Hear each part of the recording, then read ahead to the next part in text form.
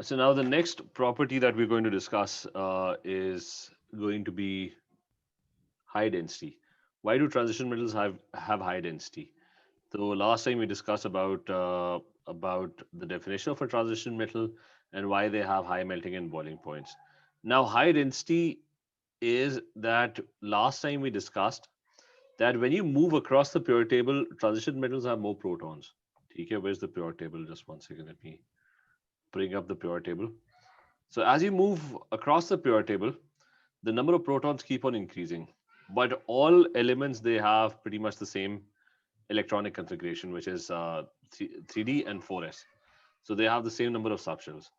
So if you have more protons, there's going to be a stronger attraction for electrons, which is why the size, as you move across the period, the size of transition metal atoms is smaller. Take for example, calcium over here has 20 protons, iron over here has 26 protons. So 26 protons are going to pull the electrons closer together, which is why the size of the atom or the ion is going to be relatively smaller compared to other metals. So, so why do they have high density? So let's write that down.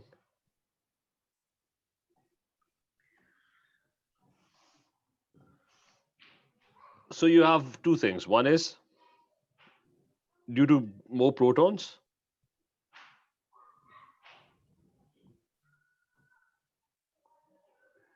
and same number of subshells as calcium.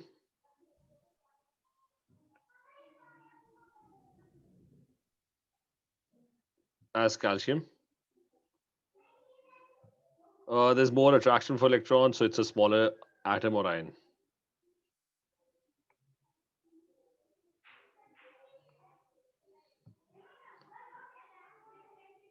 So the ionic radius or the atomic radius smaller. So there's going to be a smaller ionic or atomic radius.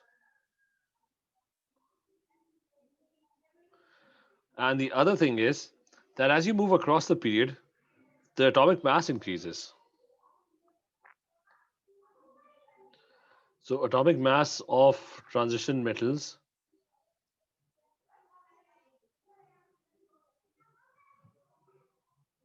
is comparatively larger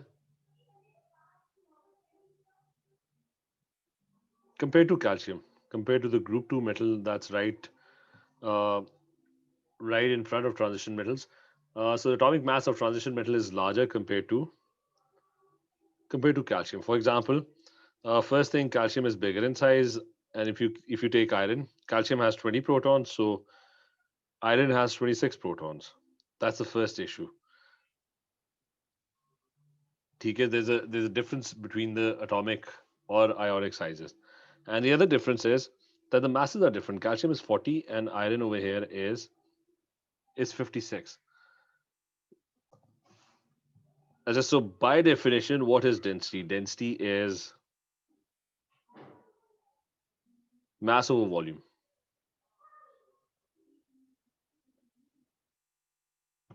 So smaller atom.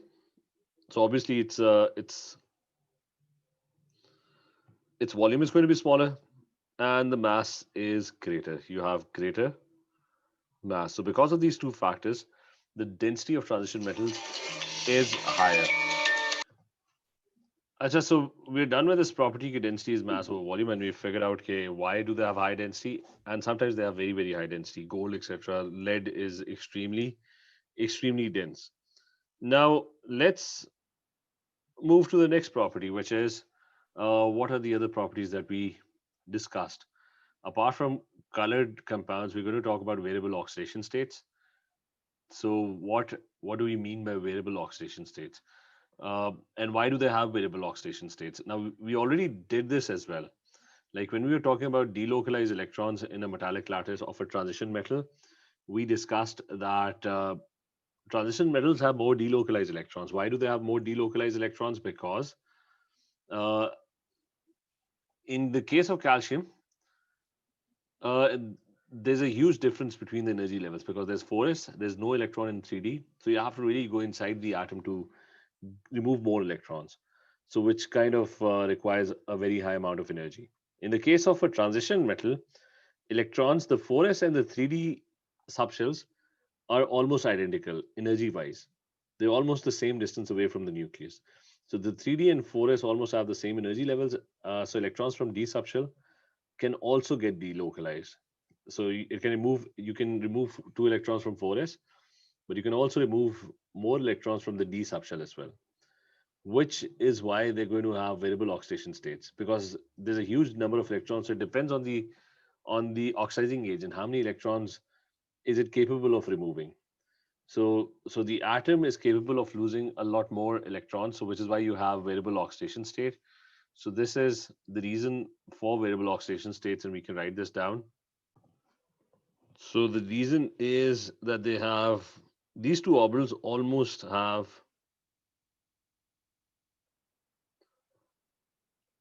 the same energy levels. So electrons are not only lost from 4s, are not only lost from outer 4s subshell,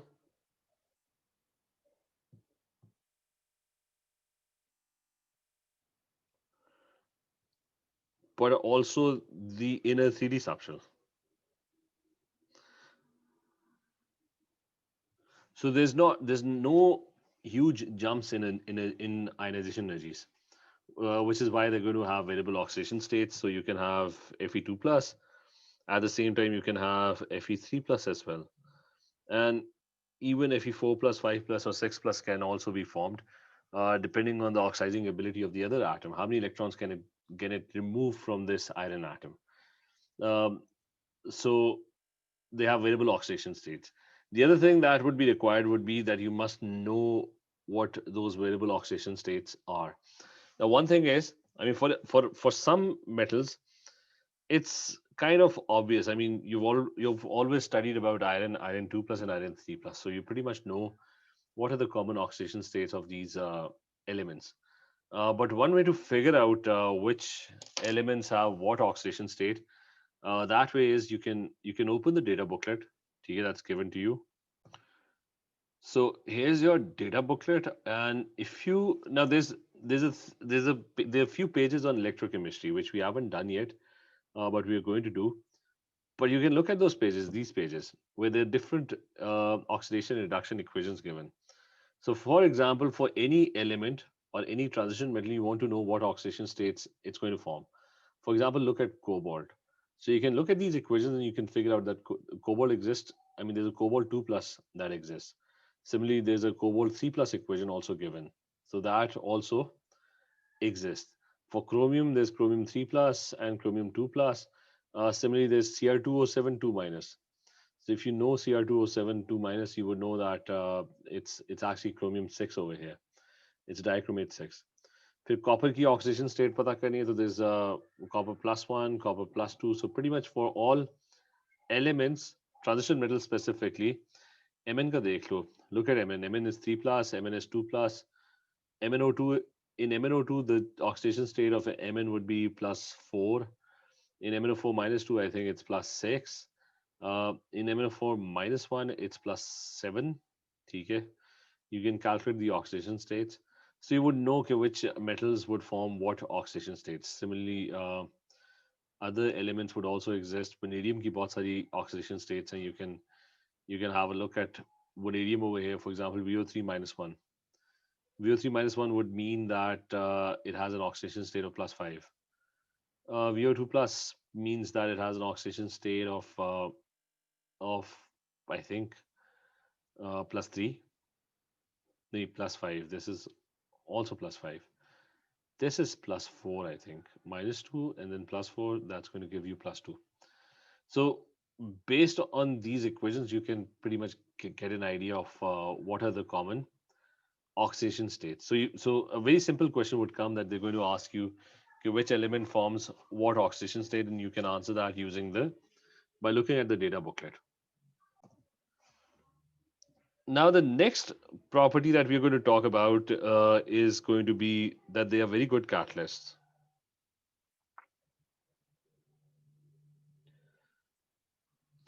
So, and and they're usually used as catalyst. Now the thing with transition metals is that why are they good catalysts? Like if you look at the periodic table, you have group 1 and group 2 metals over here, your normal metals over here on the left side. In the middle you have these transition metals.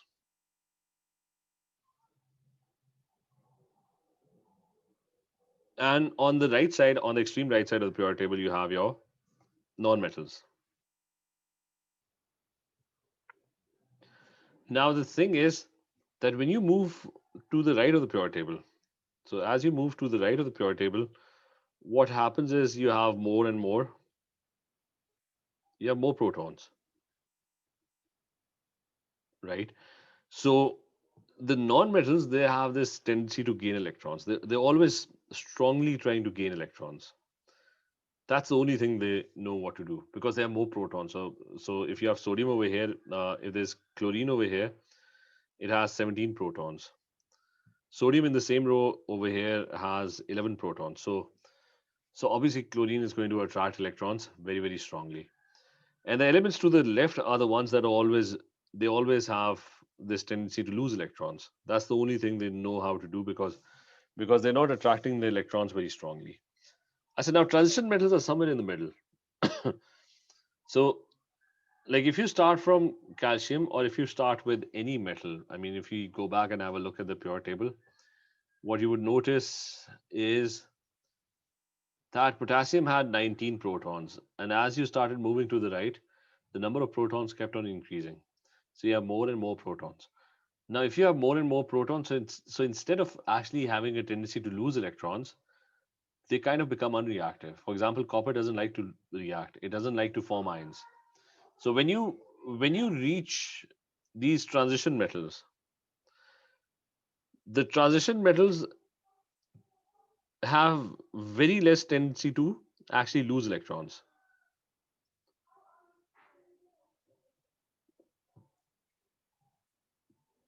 I mean, unlike other metals, they kind of lose their tendency. For example, gold doesn't like to lose electrons. Similarly, you have silver, you have platinum. They don't like to lose electrons. Even iron doesn't like to lose electrons. You have a piece of iron, and nothing would happen to it. It's not. I mean, there's oxygen in the air. It reacts very very slowly. It needs very suitable conditions for even to rust or react with oxygen. So transition metals kind of lose their tendency to lose electrons because of more protons. Instead, what happens is what happens is they develop this slight tendency to actually attract electrons because of the greater number of protons, not very strongly. I mean, not like non-metals, but instead they develop a tendency to attract electrons. For example, gold doesn't like to lose electrons, but it has this very tiny tendency to actually attract electrons. So it's not a very strong tendency that they start gaining electrons. They don't form negative ions, and they don't like to lose electrons. So they're somewhere in the middle. So the next thing that happens is, and I'm going to take an example of the Haber process, and the first thing that we're going to talk about is a heterogeneous catalyst.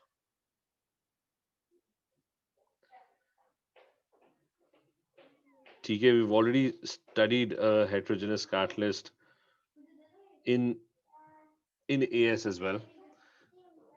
So one example is you have N2 reacting with hydrogen in the Haber process, and it's forming 2NH3.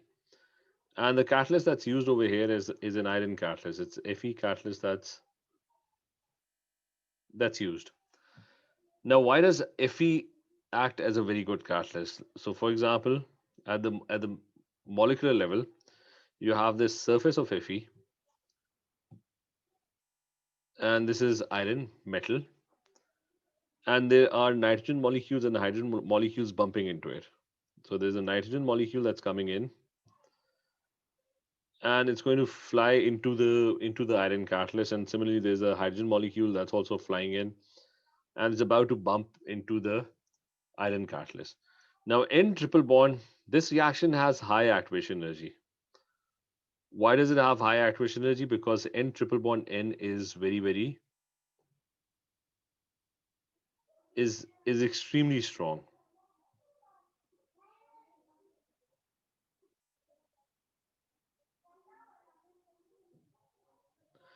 So you have to really give it a lot of kinetic energy for it to be broken. This bond doesn't break. But if iron is present, iron has, because of more protons,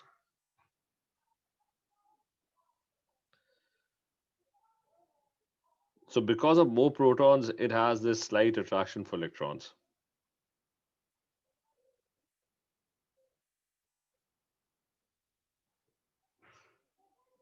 but a very slight attraction for electrons. What's going to happen is, okay, when this N triple bond N molecule comes in, the electrons in the bond over here, these electrons over here, they're going to get attracted to the iron catalyst. And these electrons slowly get pulled towards the iron catalyst. So the six electrons that are over here, these six electrons, they're going to get pulled towards the iron catalyst, and the triple bond would break because all the electrons are going to get dragged towards the iron catalyst. And pretty much the same thing happens with this H2 molecule as well. As this H2 molecule flies in, the electrons in this bond over here, they're going to get attracted to the iron catalyst as well, but very slightly. So it's not this, and this process is known as adsorption. And this is how the triple bond breaks on its own without any significant collisions, just by the presence of the iron catalyst, the triple bond breaks. So this is step one, and it's known as adsorption. So adsorption is when reactant molecules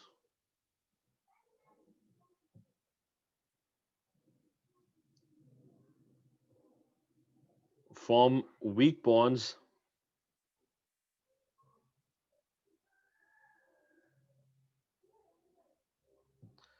with the catalyst,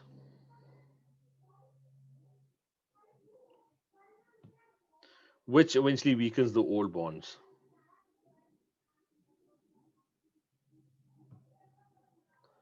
which were previously hard to break.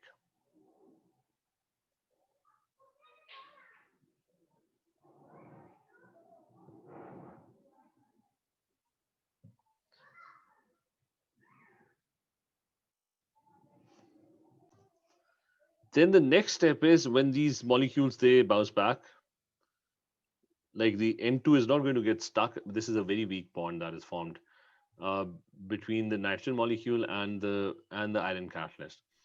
So when this N2 molecule bounces back, this weak bond would also eventually break, and the N2 molecules, the nitrogen atoms are going to fly away. The same thing happens over here. The H2 molecule is now the bond has been broken, and even the weak bonds between the catalysts are going to break, and that's how new bonds would be formed. So that step is now known as the second step is known as deadsorption, which is that the weak bonds between reactant, so weak bonds between reactants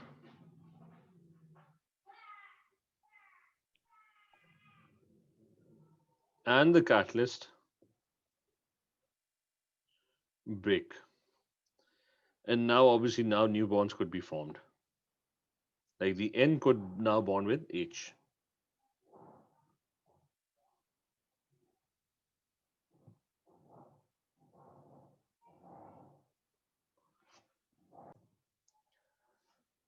Now we're going to talk about homogeneous catalysts, and there's a very specific example that needs to be learned. That's specifically mentioned in your syllabus, and you have to specifically memorize or recall that specific example. And that example is that you have two electrode reactions. So there's a reaction that's happening between two electrodes. There's S2O2 minus. It's getting two electrons to form two SO4 2 minus. This is related to electrochemistry, And the E naught for this reaction is given as 2.01 volts. And there's another reaction where you have iodine trying to gain two electrons to form 2I minus 1. And the E naught for this specific reaction is given as 0.54 volts. So you have these two reactions that are given to you from the, and you can also have a look in the data booklet. If you open the data booklet, you will notice that this reaction, this S2O8 reaction is over here. So you can see this in front of you. The value is 2.01 volts. So they've been taken from this data booklet, and there's an iodine reaction, which you can see over here. This is your iodine reaction, and the value is 0.54 volts. Now, according to the rules of electrochemistry, the higher potential is the one that has a higher tendency to actually gain electrons. So 2.01 volts indicates that it likes to get reduced. It indicates that it's a very positive value, which means it likes to gain electrons. So it's going to go in the forward direction. And this lower potential indicates that in relative terms, it likes to lose electrons. So if these two are together, the first equation is the one that's going to gain electrons, and the second one is the one that's going to lose electrons. So this is your reduction equation, this is your oxidation equation, and based on this, we can come up with an overall equation, which is going to be that I'm going to write down the reactants on one side and the products on the other side. So we can do that. So what are my reactants in the first equation? The reactant is S2O8, 2 minus, and the reactant in the second equation is 2I minus 1. You also have to ensure that the number of electrons lost and gained are equal, which is 2 in both cases. So that's not an issue. So what are my products? So I have to write down the products. In the first one, the product is 2SO4, 2 minus. And in the second equation, the product is iodine. So that sums up my overall reaction. And let me highlight that as well. This is my overall reaction. Uh, and the product was iodine. Let me correct this. So it was 2SO4 2 minus, and the product was I2 over here. So let's write down I2. Now the thing with this reaction is that it's a very feasible reaction theoretically. Like you can figure out the E naught cell. How do you figure out the E naught cell? E naught cell is higher potential minus lower potential, which in this case is 2.01 volts. So you can have a look at the potentials. It's the potential difference between the two sides. 2.01 minus 0.54 volts, and that gives me 1.47 volts. So very, very high potential. So that kind of sums up that this is a very feasible reaction. So it's a feasible reaction. The only problem is that it doesn't happen. It doesn't happen, and it has a very high activation energy. So the reaction is not taking place, and we need to understand that theoretically it's a very feasible reaction according to electrochemistry. It has a very high E naught cell. So it's a very, very feasible reaction, but it's not happening. It's a very slow reaction. And the reason for that is that if you look at the overall equation, you would notice that both ions that are reacting with each other, they are negatively charged. So both ions are negatively charged.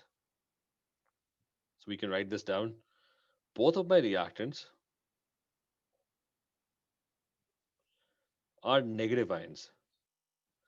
And negative ions are never going to meet each other. I mean, it's very hard to put them together. I mean, this I minus 1 would not go and react with S2O 2 minus because they're going to mutually repel each other. So both reactants are negative ions and mutually repel each other.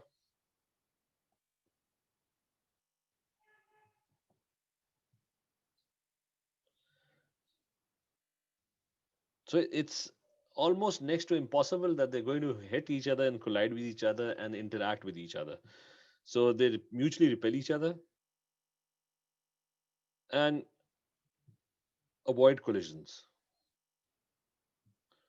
So no matter how high the temperature is, no matter how much kinetic energy is, the first attempt would be to simply avoid each other. They're going to repel each other, which is why they have very high activation energy. So we have figured that part out, that it's a very feasible reaction, but it doesn't really happen. And you have to remember these equations. So you have to remember this by heart because lots of questions are going to be asked on this. So, so this reaction in its current state, I'm going to put a cross on it. This reaction is not happening, and we can rub this off. So whatever equation we came up with, theoretically it's feasible, but it doesn't happen. So what we are going to do is I'm going to cancel all the working that I did. This is not gaining electrons and this is not losing electrons. They're not going to react with each other. So I'm going to keep them separate now. So I'm going to keep them away from each other. We have figured this part out. These two reactions are not going to react with each other because the overall equation that comes in, it has both ions become negatively charged, which is why they're not going to react. So these two are not going to interact or react with each other in a real example, in a real question, or in a real solution. They're not going to interact with each other. So now I add a catalyst. Now the catalyst I've chosen is it's Fe3 plus, or it could be Fe2 plus as well. So we use an Fe3 plus catalyst. It gains electrons to form Fe2 plus and vice versa.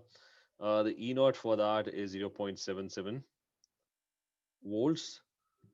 So I've introduced this Fe. I'm going to multiply the whole equation by 2 so that the number of electrons gained and lost are equal in all cases. 2 electrons, 2 electrons, 2 electrons. Now we've figured this out that the red equation S2O8 is not going to react with the iodine equation. That's for certain. These two are not going to react with each other. So what happens is that they go and they start reacting with the iron ions that you have just added. So for example, the first reaction happens. I mean, these two equations, they react with each other. What's going to happen when they react? What's going to happen is the higher potential is the one that's going to gain electrons, so it's going to go in the forward direction, and the lower potential is the one it's going to lose electrons, and it's going to go in the backward direction. So what I can do at the bottom is I can write down reaction number one that's taking place. So I repeat, this red equation is not going to react with this red equation, and you figured out why they are not going to react. So instead, the first one goes and reacts with Fe ions that you added. The second one would do the same as well. It's going to react with the Fe ions that you added. So let's look at what would be the equation if the first equation reacts with the Fe ions. It gains electrons, it loses electrons. So I'm going to add up the reactants. The reactants in the first equation, the reactant is S2O82 minus, which I'm pointing to. And for iron, the reactant is Fe2 plus, 2 Fe2 plus. And the product in the first equation is 2SO4 minus 2. And in the second one, the product is 2Fe3 plus. So I've come up with an equation, and this is my reaction. And it's a relatively feasible reaction. Let's make this smaller. If it's a relatively feasible reaction, higher potential minus lower potential. So it's 2.01. The E naught cell would be, what would be the E naught cell of this reaction? 2.01 minus 0.77, it's going to give me 1.34 volts, I think, or 1.24 volts to be. I'm assuming it's 1.24 volts. So that's the first reaction that happens. Then what happens is, let's rub the green part. Let's ignore this now. Remove the previous working. Then what happens is the same iron ions, they also react with iodine. So they're going to react with iodine, and now iron ions are the higher potential. They gain electrons, and the iodine ions, the iodine equation is the lower potential. So it ends up losing electrons. So what we can do is, for these two equations, I can come up with another reaction, and I'm going to call it reaction number. This is reaction number one. Let me rearrange this for a second and make room for reaction number two. So let's talk about reaction number two now. Now reaction number two would be, add up the reactants. The first one is 2Fe3 plus, and in the second equation, the reactant is 2I minus 1. And my products are, in the first reaction is 2Fe2 plus, And in the second one, the product is iodine. And the E naught cell for this reaction is higher potential minus lower potential. So it's 0.77 minus 0.54, which gives me 0.23 volts. So I'm getting these two reactions now. So uh, let me repeat what's happening. I added iron ions to the solution. These two equations were not reacting with each other, but now with the presence of iron ions first reacted with the thiosulfate, this S2O8 equation, and then the same iron ions they ended up reacting with the iodine equation as well. And we wrote down the two reactions. Now look at your two reactions very carefully. So you have these two reactions that are taking place. Now look at these two reactions. This was the overall equation that you had, which we figured out this reaction was not taking place. And we put a cross on it. Why? Because both ions were negatively charged. But now what's happening? The whole reaction, because of the presence of iron ions, the whole reaction has been broken down into two steps. In the first step, S2O8 changes into Fe3 plus. So that's happening. S2O8 changes into Fe3 plus. Not Fe3 plus. S2O8 changes into SO4 2 minus. So this is what's happening in the overall original equation that we were trying to do this reaction. S2O8 changing into SO4 2 minus. This is happening in one of the steps. And in the second step, you can have a look. It's I minus 1 that's changing into iodine. So it changes into iodine. So in this overall reaction, I, I minus 1 changes into iodine. So it's this reaction has now been broken down into two steps. What's happening to the iron ions over here? If you look at the iron ions, you started off with Fe2 plus, and that Fe2 plus got changed into Fe3 plus, and in the next step, Fe3 plus got changed back into Fe2 plus. So what is the overall change that's happening to the iron ions? Nothing is happening. You started off with Fe2 plus, and at the end of the second step, you still have Fe2 plus. Although it took part in the reaction, it something happened to it, but at the end of the day, nothing overall happened to it. It remained overall unchanged. So iron ions remain completely unchanged.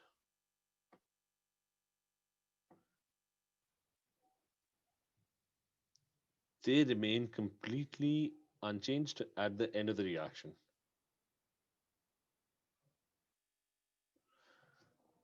which is why they're acting as a catalyst because they're providing an alternate route. You're getting the same product, but you're getting it from a different route. And these two reactions are very fast. The reason they're fast is because if you look at the charges of the ions, one is a negative ion, the other one is a positive ion. In the second reaction, one is a positive ion, the other one is a negative ion. So you don't have to give them energy. They're going to collide, or they can do collisions. They can attract each other on their own. So now the reactions are faster simply because they have oppositely charged ions in the equation. So oppositely charged reactants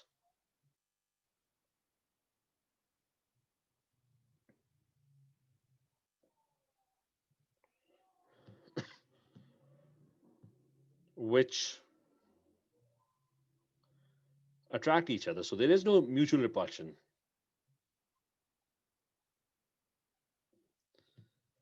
So the activation energy has now decreased drastically. You don't have to give them energy. They're going to attract each other on their own. Simply put them in a solution. The positive ions and the negative ions, they're going to attract each other on their own, which is why. So this is an example of a homogeneous catalyst. Homogeneous catalyst is one where the reactant and the products have the same state. We do not write that down initially. We can write that down. So the reactants and the catalyst, they have the same. They have the same state. So in this case, you have to remember this example very, very carefully. You have to remember which equations, what's wrong with the first reaction, why doesn't it happen, uh, even though it's a very, very feasible reaction, and then how do iron ions or the addition of iron ions into the whole mixture makes it a two-step reaction. Where S2O8 and I minus 1, instead of reacting with each other, they start reacting with the iron ions. And when you look at the overall reaction, you get the same two products which you're getting over here in your original equation. And the ions remain completely unchanged.